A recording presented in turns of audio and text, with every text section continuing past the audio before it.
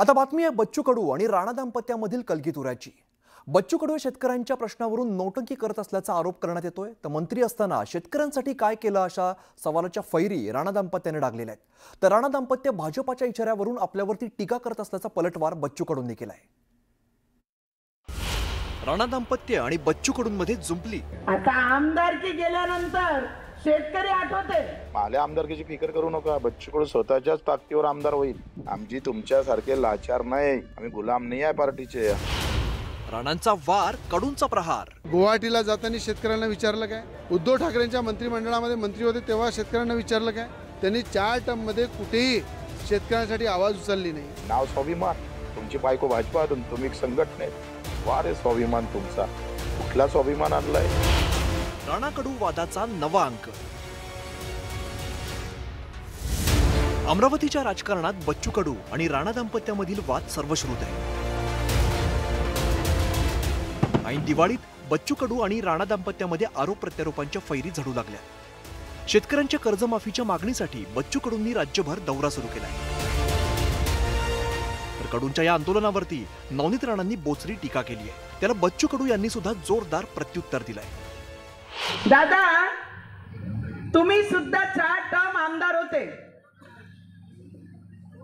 तुम्ही 4 टर्म आमदार होते, तुम्ही मंत्री होत्या, तेव्हा तुम्ही शेतकऱ्यांसाठी तुमची पोटदुखी बाहेर नाही आली। आता आमदारकी गेल्यानंतर शेतकरी आठवते, हँडिकॅप लोक आठवते। कालचा दिवस दिवाळीचा, म्हणजे लक्ष्मीपूजन सोडलं, प्रभू रामचंद्राचं नाव घ्यायला पाहिजे, श्रीकृष्ण भगवानचं नाव घ्यायला पाहिजे, ते बच्चू कडूचं नाव घेतात।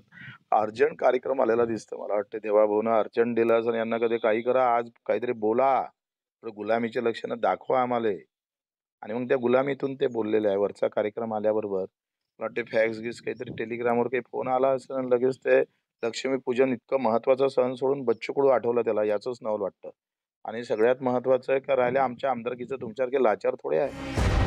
बच्चू कडू हे मविया सरकारच्या काळात मंत्री होते।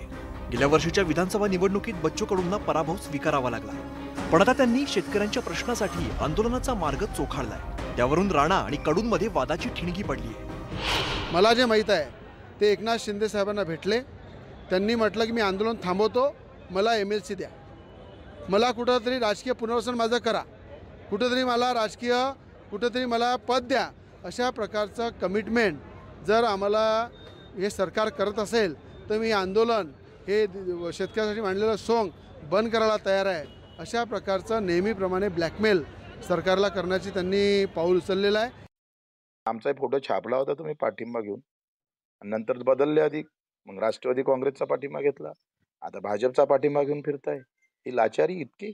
नाव स्वाभिमान, तुमची बायको भाजपातून, तुम्ही एक संघटनेत। वारे स्वाभिमान तुमचा, कुठला स्वाभिमान आणलाय? कुठल्या देशातला स्वाभिमान आहे? कुठल्या मातीतला आहे? माल्या आमदारकीची फिकर करू नका। बच्चू कडू स्वतःच्याच ताकदीवर आमदार होईल। आमची तुमच्यासारखे लाचार नाही, आम्ही गुलाम नहीं है पार्टीचे। हम गुलाम रहेंगे किसान और मजदूर और हमारे दिव्यांग भाई के। आपके नहीं हो सकते, हम कोई पार्टी के गुलाम नहीं हो सकते। अमरावतीच्या राजकारणानंतर राणा दाम्पत्य आणि बच्चू कडूंमधील या वार पलटवाराची मालिका पोहोचली ती थेट ठाकरे बंधूंपर्यंत। गेल्या काही दिवसांपासून राज आणि उद्धव ठाकरे एकत्र येण्याची चर्चा सुरू आहे। यावरती नवनीत राणा यांनी टीकास्त्र डागलंय। त्याला बच्चू कडूंनी अमरावतीतील राजकारणाचा संदर्भ देत उत्तर दिलंय। खुर्ची आल्यानंतर त्याच्यातून पैसे, करप्शन, मुंबई सारखे शहरांमधून किती मोठा पैसे खाऊ शकतो, तोड्या करू शकतो, कोणती कंपनीतून, कोणते बिल्डरकडनं, कोणत्या कंपन्याकडनं कसे पैसे घेऊ शकतो, फक्त एवढ्यासाठी दोन्ही भाऊ। माझं काय म्हणणं आहे, ते एकत्र आले, तुम्ही का अलग आहे? तुम्ही तुमचं पाहा ना पहिले। का भाजपामध्ये बायकोन तू स्वाभिमान मध्ये, तर तुम्ही अलग का आहे ते सांगा लोकांना। तोडीसाठी आहे का जनसेवेसाठी आहे? आता याची बायको ज्याच्या संघटनेत नाही ते भाजपात आहे, आणि याची बायको भाजपात आणि हा संघटनेत, कोण कोणात आहे? तुमचं पहिले पाहो, दुसऱ्याचं काय पाहतं झाकून तिकडे। लोकसभा निवडणुकीत प्रहार संघटनेच्या उमेदवाराचा फटका नवनीत राणा यांना बसला आणि त्यांचा पराभव झाला। तर बच्चू कडूंनाही यावेळेला पराभवाची चव चाखावी लागली आहे। अमरावतीच्या राजकारणात बच्चू कडू आणि राणा दाम्पत्य पुन्हा एकदा आमने सामने आल्याचं पाहायला मिळतंय. Bureau report, news 18 Lokmat.